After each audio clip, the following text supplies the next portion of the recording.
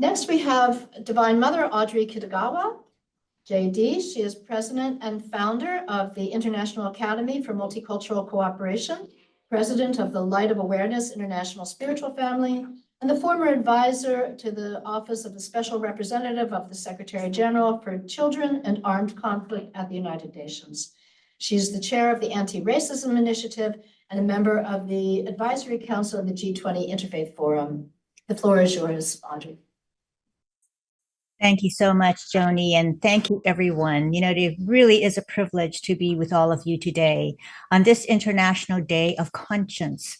And this day was created in 2019 with a recognition that there was a need for the creation of conditions of stability and well-being and peaceful and friendly relations based on respect for human rights and fundamental freedoms for all, without distinction to race, sex, language, or religion. The United Nations General Assembly invited not only the member states, but as Joni Carley said, a wide range of stakeholders, including individuals around the world, to build the culture of peace with love and conscience in accordance with the respective cultures and other appropriate circumstances or customs of local, national, and regional communities, including through quality education and public awareness raising activities to foster sustainable development. I've been asked today to speak on unity consciousness, coherence of conscience. This is a very tall order to fill since it speaks to the totality to date of our journey in the long march of human history to be seekers after wisdom, knowledge, and the higher truths that could allow the pronouncement of a great master to say, "Know the truth, and the truth shall set you free." Consciousness has been given many definitions.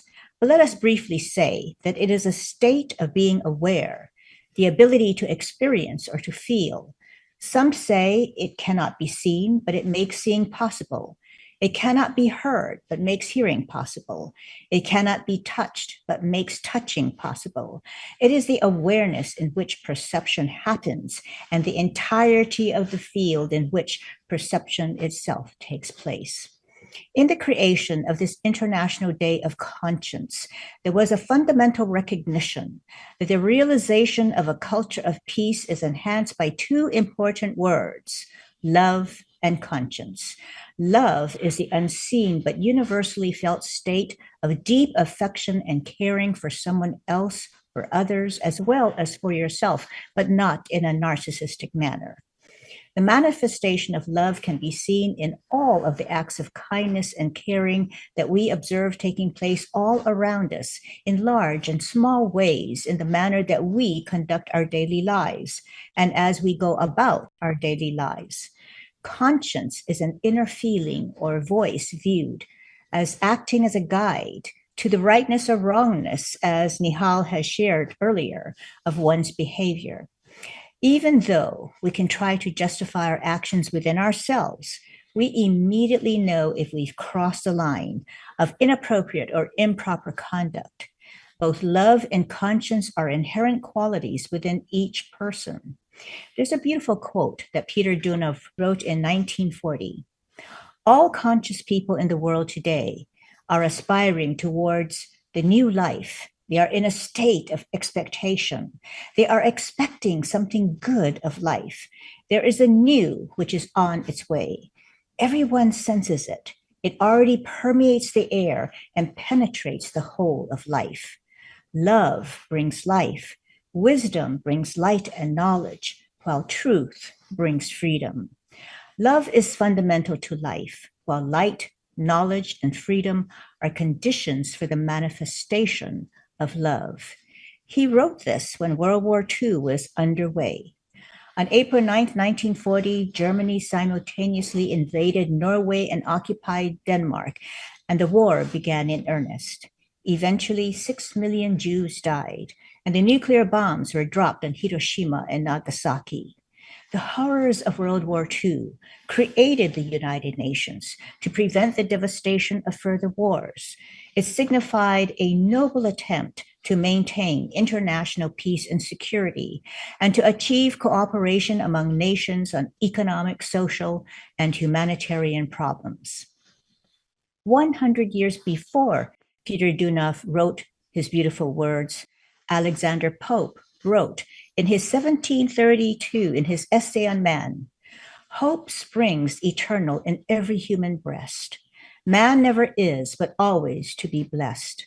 The soul, uneasy and confined from home, rests and expatiates in a life to come. I posit to you that the nature of human beings is to be optimistic and think that something better is coming. It is this hope that inspires us to keep on reaching deep within ourselves, to find ways that can draw us together, to find solutions to our existential challenges of wars, the degradation of our environment, and the seemingly endless polarizations which we see within countries and between countries. It's this hope and our belief in the inherent fundamental nature of people, that we are spiritual beings of love, that are guided by our conscience, that tells us for every act of inhumanity where people face starvation and deprivation, that we find ways to feed them and clothe them and render medical and other aid. We are voyagers in search of that freedom and higher knowledge that will slake our thirst for peace, harmony, well-being, and ultimately how to be and become better people. When properly aligned and developed, we are capable of creating deeply spiritual documents, such as the UN Preamble and the Universal Declaration of Human Rights. We have now created a broad framework of international humanitarian rights laws that speak to the coherence of conscience that we hope will create global transformation to the elevation of our collective consciousness that is ever guided by the inherent love and conscience that is already within each one of us. Thank you so much. Thank you so much, Joni. You know, today has been blessed with such abundant, inspiring, and uplifting contributions to celebrate the International Day of Conscience. Many of our speakers who shared their wisdom, experiences, and knowledge have devoted their lives to humanitarian, diplomatic, and charitable efforts. And my deepest gratitude to them for their selfless service. Now, conscience attains a higher level only when the common good is put above self-interest. Examples of high conscience are those who pursue the search for truth, or those who sacrifice their lives for the societies in which they lived. Selflessness is a necessary quality to cultivate, to achieve a higher level of conscience, and to elevate our individual and collective consciousness. You know, this allows us, this acts of selfless service, to be in sacred relationship with each other, because the development of these qualities help us to grow in humility, reverence, and gratitude. And in this fashion, the love that we share will make a positive difference and keep refreshed and never renewed the hope that springs eternal in the human breast. Never give up, because as Martin Luther King Jr. said, we shall overcome, because the arc of the moral universe is long, but it bends towards justice. But how can this be? Because, as Gayatri said, conscience is a faculty of the soul. In the perfection of the soul, there is a pure and perfect love of the divine source, from which we have all arisen, and to which we shall all return, and at all times in reality, from which we were never parted. In the search for truth that will set us free, that truth is already within us, the closest of all, because we are all the recipients of divine life, which is love in its purest form.